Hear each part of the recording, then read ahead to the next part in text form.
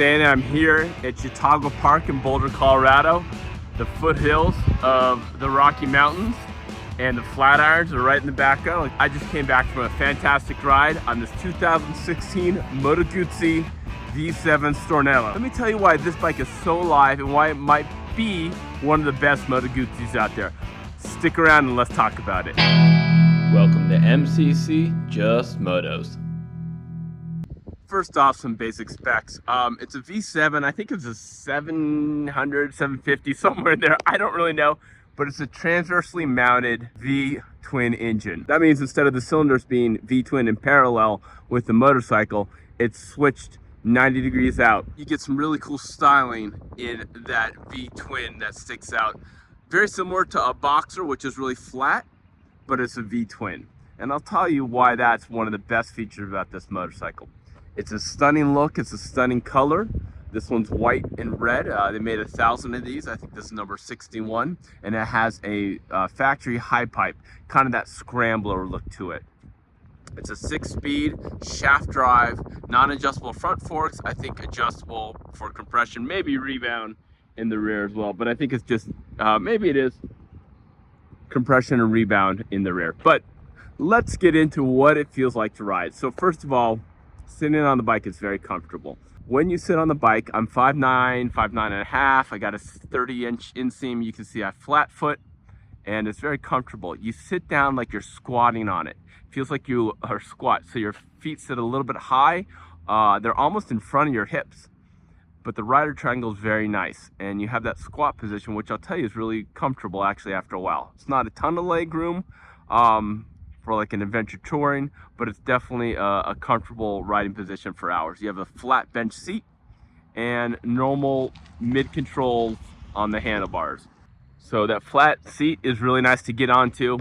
And the bike's about 440 pounds, somewhere roughly in there. So it's not super heavy. I think they're 17-inch front and rear tires. I got some sticky rubber on there. It's really nice. It comes with a little fly screen, but this one has a little bit add-on of a bigger windshield. The instruments and controls are not very complicated. You do have traction control and ABS, and I think that's about it.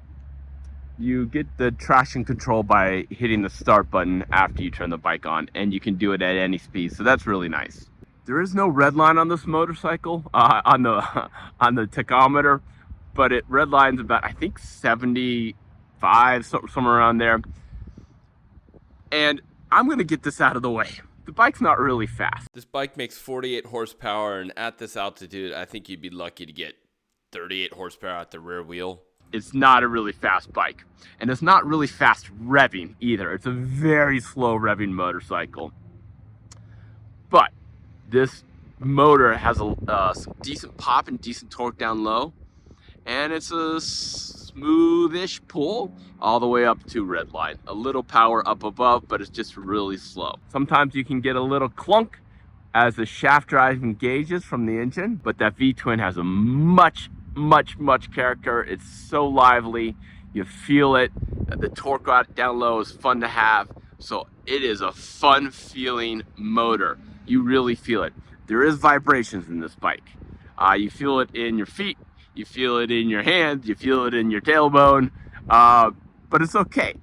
Well, for me, it's okay. If you're commuting on it, it can get old a little bit. If you're going a long distance tour, it can get old a little bit, but it adds to the character and the feel of this motorcycle. Because it's a transverse, I'm pretty sure it spins clockwise, because when you go to the right, the bike wants to turn in a lot quicker to the right than to the left.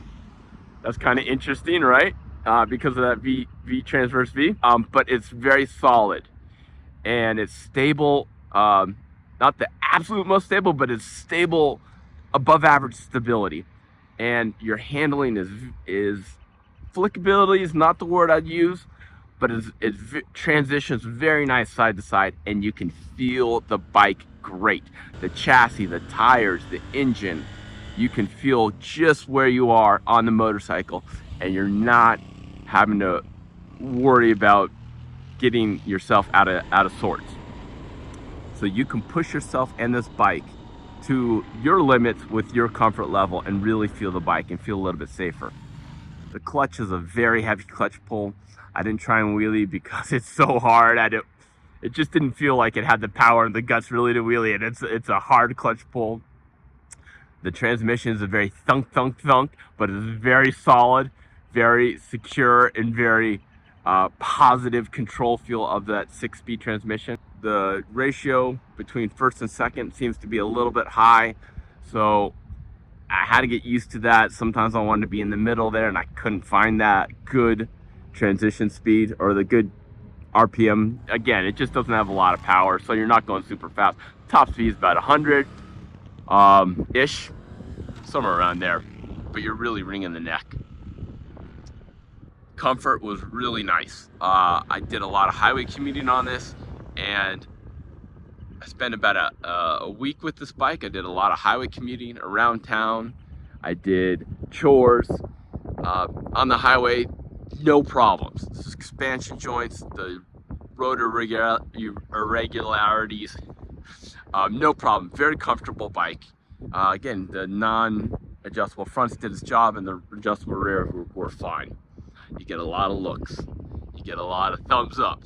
You get a lot of waves. Everyone loves how this bike looks, and it is a looker. So you're not buying this bike for performance. You're buying it because of the looks and the feels and the handling and the classic just genre that this exudes. I really like it. A couple niggles again. The first to second gear transmission ratio I didn't like. The turn to lock is a little short, so you can't turn it as much as you want. A tiny bit of clunk sometimes from engaging the shaft drive, the engine transmission. Heavy clutch, slow rev, not super fast. Those are your downsides. Upsides of this is just the style, the fit and finish, the thumbs up, the feels of this motorcycle, amazing. And the handling is very solid, very good. You'll be able to push limits and feel it really nicely. I've ridden lots of MotoGuzzis. I've owned MotoGuzzis. This one, surprisingly, is one of my favorites. Just the feel on it, the very classic feeling of this motorcycle. It's great.